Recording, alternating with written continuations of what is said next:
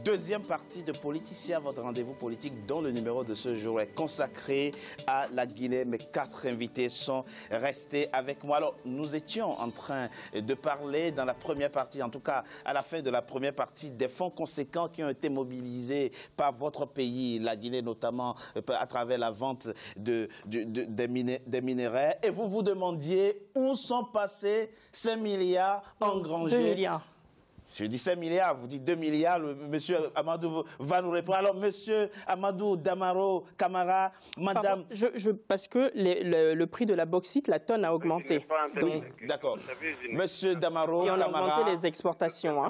Madame Dioubaté vous interpelle, elle pense, elle prétend que 2 milliards de dollars auraient été engrangés à travers la vente de minerais au cours de l'année 2017 et que, logiquement, la Guinée ne devrait pas avoir de problème budgétaire. Que lui répondez-vous, monsieur Damaro Camara?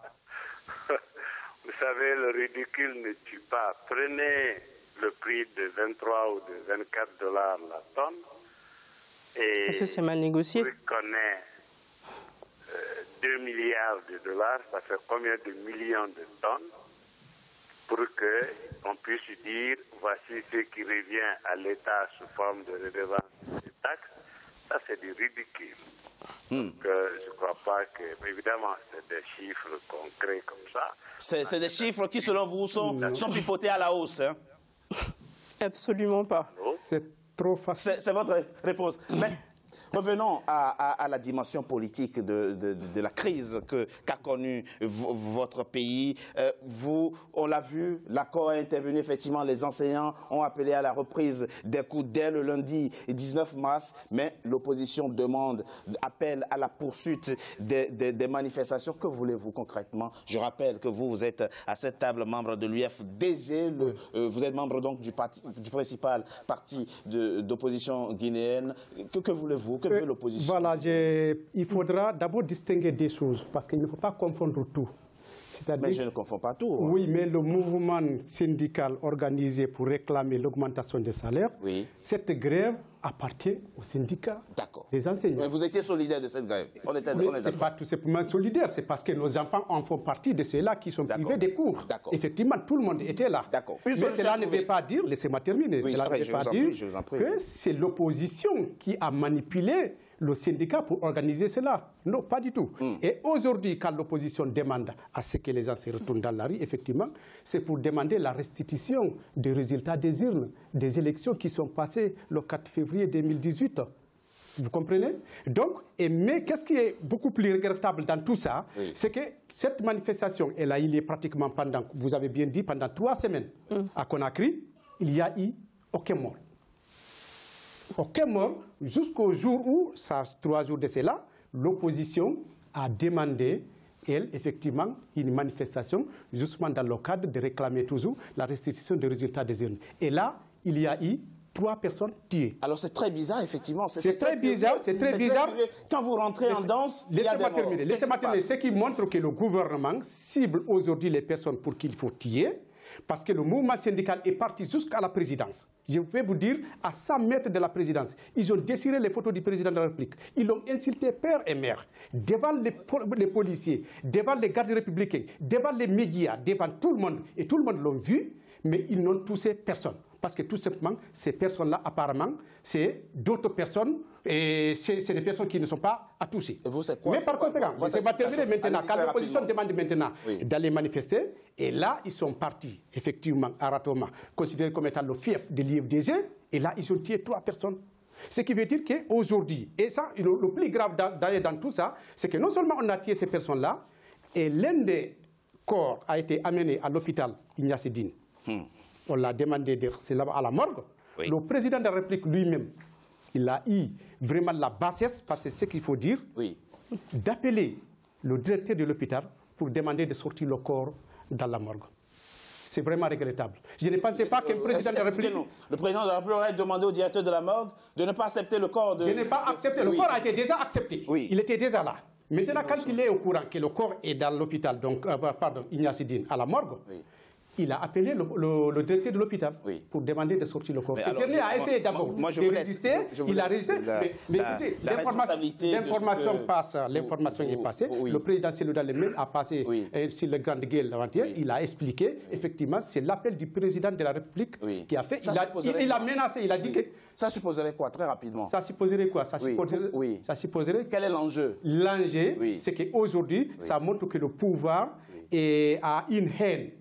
D'accord. Une haine contre une communauté. Une haine contre la communauté. Ah, d'accord, ok. Voilà, c'est ça l'enjeu. On reste. Donc c'est dommage qu'il peut aussi tomber aussi bas que ça et appeler lui-même en tant que président de la République. Sinon, quand il poursuit une personne jusqu'à ce qu'elle est morte, vraiment le corps qui se repose, soit à la morgue, à l'église ou à la mosquée, ça n'a pas d'importance. Laisse le corps reposer là où il est.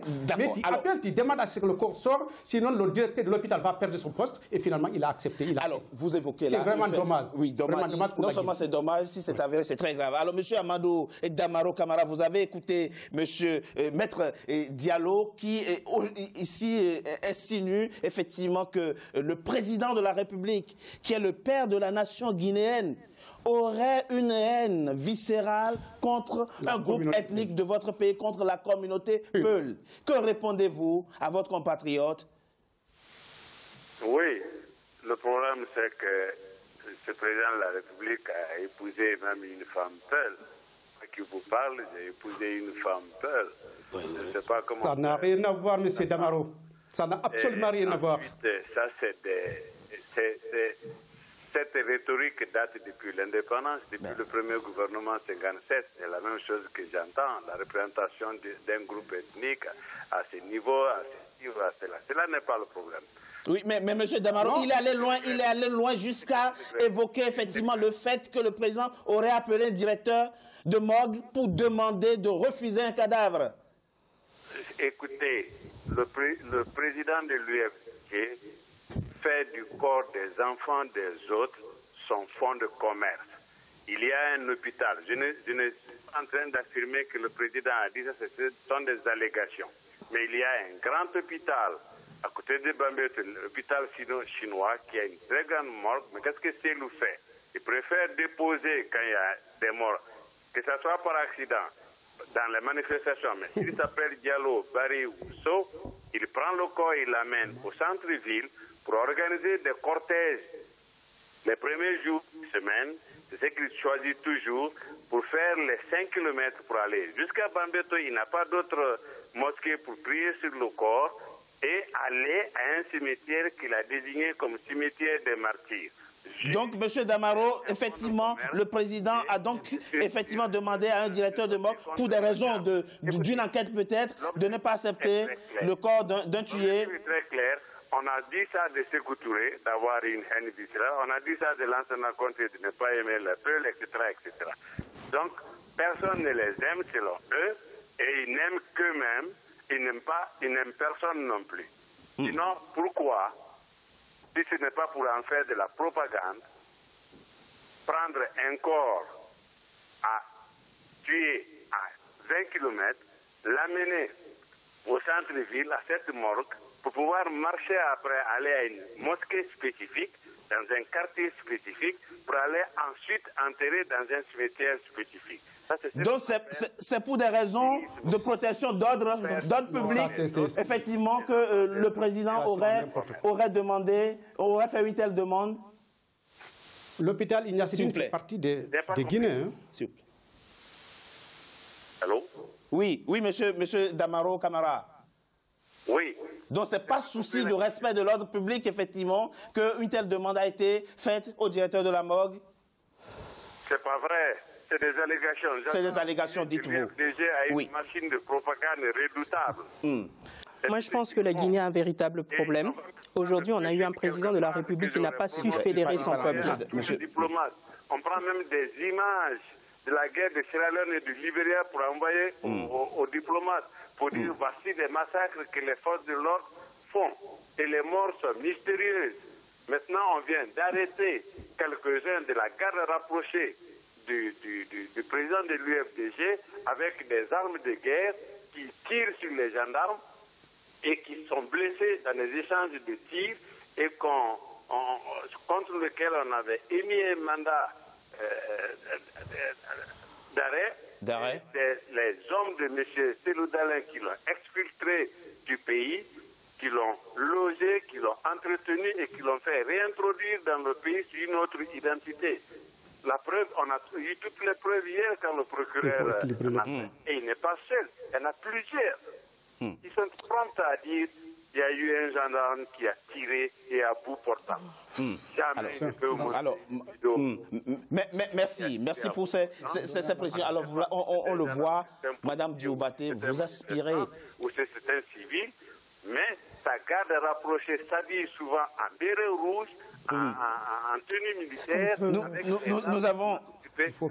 Oui, parce que là, nous avons entendu votre propos. Monsieur Camara Damaro, nous avons entendu votre propos. Alors, Monsieur Damaro, effectivement, déplore et fait état de ce que, effectivement, on est dans une guerre de propagande, de communication, des images de Sierra Leone et d'autres pays sont exhibés. C'est vraiment de la mauvaise foi. Moi, si je peux m'exprimer. C'est vraiment de la mauvaise foi. Alors, moi, je ne sais pas. Alors, vous aspirez à diriger la Guinée, Madame Dioubaté. Comment vivez-vous? Que pouvez-vous répondre à cette tension politique entretenue et qui n'en finissent pas? Déjà, je suis triste. Je suis très triste pour les Guinéens et je suis triste d'être guinéenne quand j'entends ce que ce député de la majorité vient de dire. Je suis triste et je comprends à la fois, il faut comprendre en fait profondément la Guinée. Pour comprendre profondément la Guinée, il faut savoir que la pensée unique a toujours régné dans notre pays, depuis l'indépendance jusqu'à ce jour. Donc, aujourd'hui, on ne peut pas avoir un discours différent de celui qui dirige le pays. Et aujourd'hui, nous avons... Les efforts ont été faits quand même ces dernières années. Non, je ne trouve pas. Le tissu social est complètement éclaté. Aujourd'hui, on a des tensions communautaires. Et ces tensions communautaires sont alimentées. Elles sont alimentées pourquoi? Parce que nous n'avons pas d'État. Je suis désolé de le dire. Nous n'avons pas d'État. Quand un État, c'est quoi? Un État doit donner le minimum à son peuple. Aujourd'hui, les gens vivent dans l'insécurité alimentaire. Ils vivent dans l'insécurité de leur personne, dans l'insécurité physique, dans l'insécurité de leurs biens. Il n'y a pas d'eau, il n'y a pas d'électricité. Le système éducatif, il est à plat. On n'a pas diversifié notre économie. Aujourd'hui, le vrai problème de la Guinée, il faut se concentrer sur les problèmes de la Guinée. Et le problème aujourd'hui, pour sortir définitivement de toutes ces tensions-là, c'est de travailler, c'est d'avoir une vision, c'est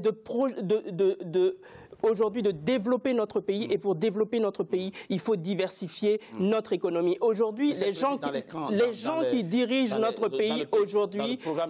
Non, écoutez, ça c'est des choses qui sont faites par des cabinets. Les gens ne travaillent pas. Parce que s'ils travaillaient aujourd'hui, on ne fait que de l'extraction minière.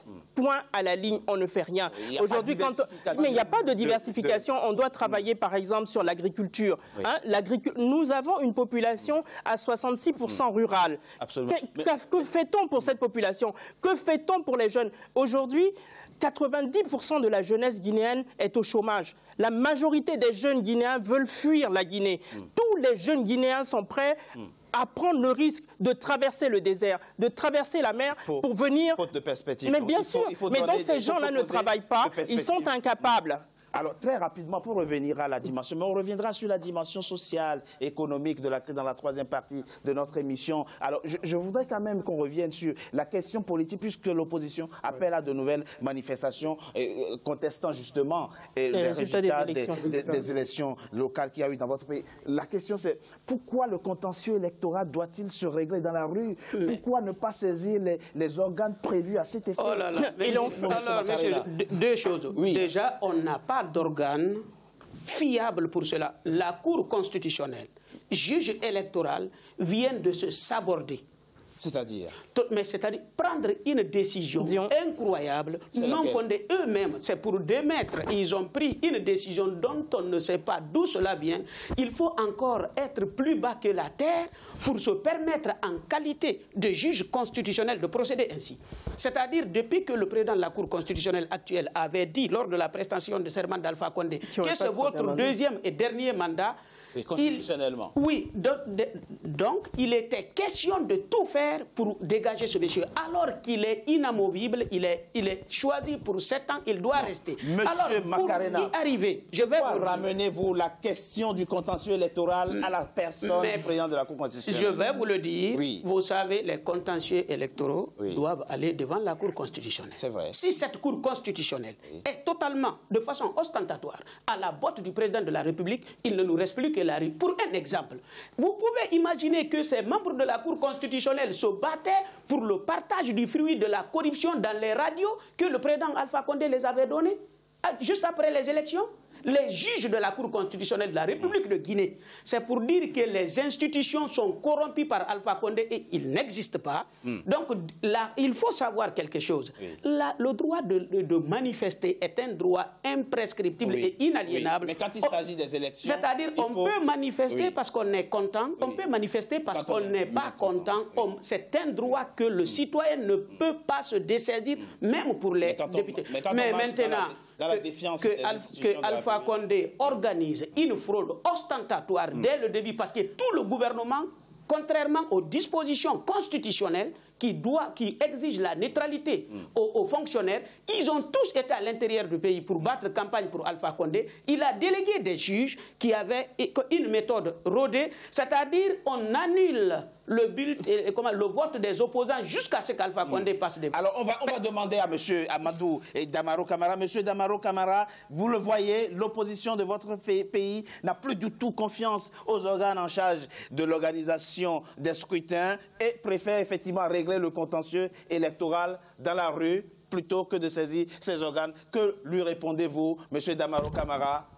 Très rapidement, s'il vous plaît. C'est leur sens de la construction de la démocratie. Ils oublient qu'en Guinée, on est au niveau de la construction de la démocratie, l'État ensemble. Quand on a participé à la confection d'une loi électorale, quand on a participé sous la pression de la rue à la confection et au vote d'un code électoral, bien que Bankar signalait en son temps pour dire vous nous obligez à procéder à un mode de scrutin qui n'existe ni dans toute région, ni nulle part dans le monde.